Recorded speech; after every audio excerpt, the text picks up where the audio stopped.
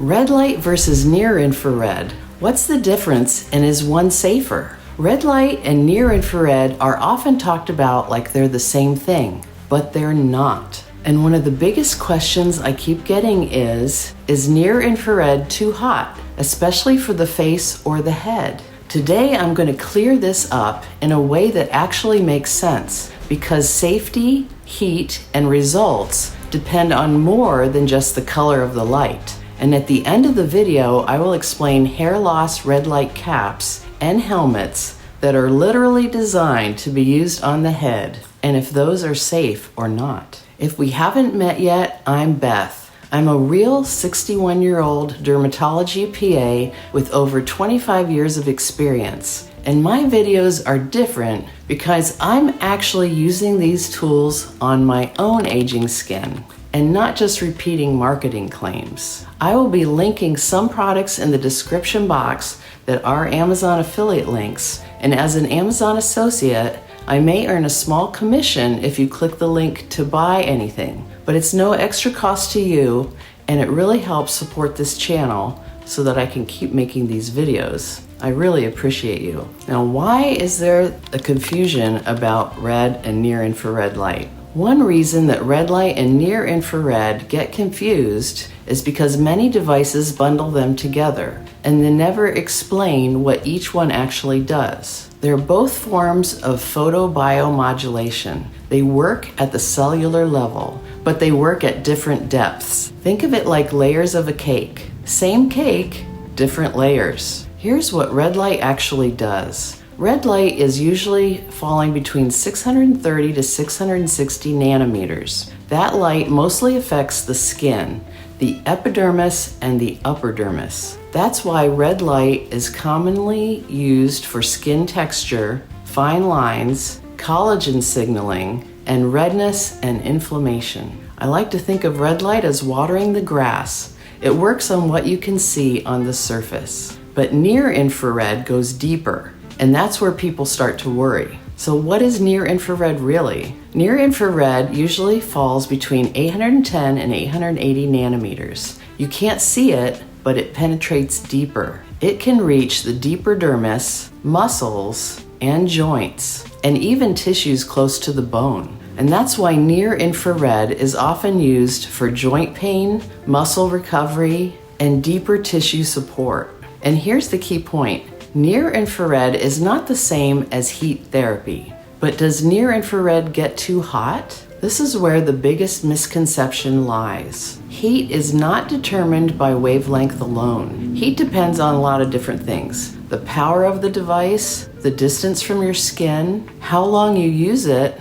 and whether it's LED-based or heat-based. A quality near-infrared LED device should feel warm, but not hot. This is very different from infrared heat lamps and infrared saunas, which I have used, and those get very hot. Warm does not equal dangerous. But is near-infrared safe for the face or head? When used correctly, yes, but that means reasonable distance, short treatment times, and good device design. Most people do well with 5 to 10 minutes per area, but I do recommend extra caution if you are heat sensitive, or you have rosacea, or you tend to get migraines, or you're just brand new to red light therapy. With photobiomodulation, more is not necessarily better. Now, when to use red light versus near infrared? If your main goal is skin aging, texture, and fine lines, red light is usually your primary player.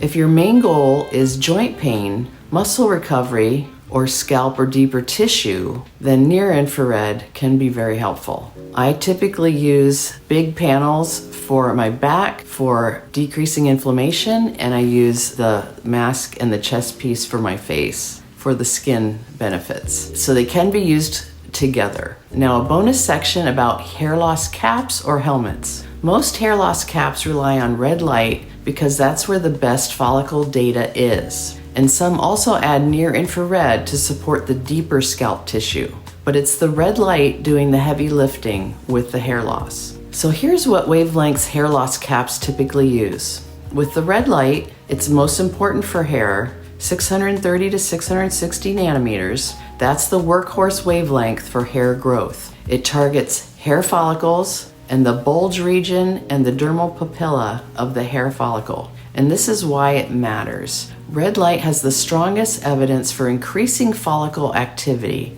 prolonging the growth phase called anagen phase, and improving the follicle metabolism. Most FDA-cleared laser caps rely primarily on red light, not near-infrared. But near-infrared is sometimes added. Remember, that's the 810 to 880 nanometers. It penetrates deeper than red light, and the potential benefits are improved blood flow, reduced inflammation, and mitochondrial support in deeper scalp tissues. Here's an important nuance. Near-infrared is considered supportive, but not essential for hair growth. There's less direct hair regrowth data for near-infrared compared to red light, but biologically it makes sense to add it in. Now, why do people think near-infrared is too hot for the scalp? Hair caps use low-level LEDs or low-power lasers. They deliver photobiomodulation, not heat therapy. If a cap feels hot, that's a design or power issue, not a wavelength issue. A properly designed cap should feel mildly warm, not hot. It shouldn't be uncomfortable. Now, here's a key safety issue.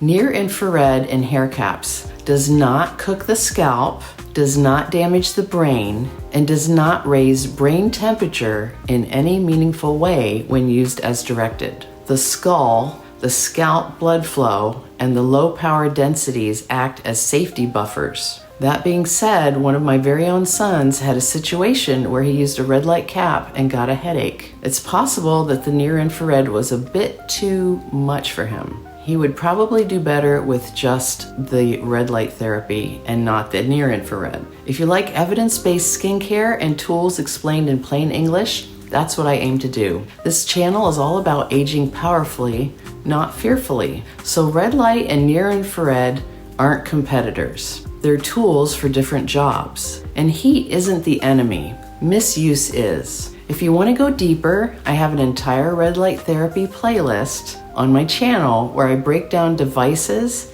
safety tips, and how to use them properly. And you can use red light therapy to build up collagen on your hands, which is one of the most obvious places that our true age shows up. And there are other ways to have younger looking hands. So you'll want to check out this next video for more information on that topic. I'll link that red light playlist and the hands video for you in the description below, and I'll see you in the next video.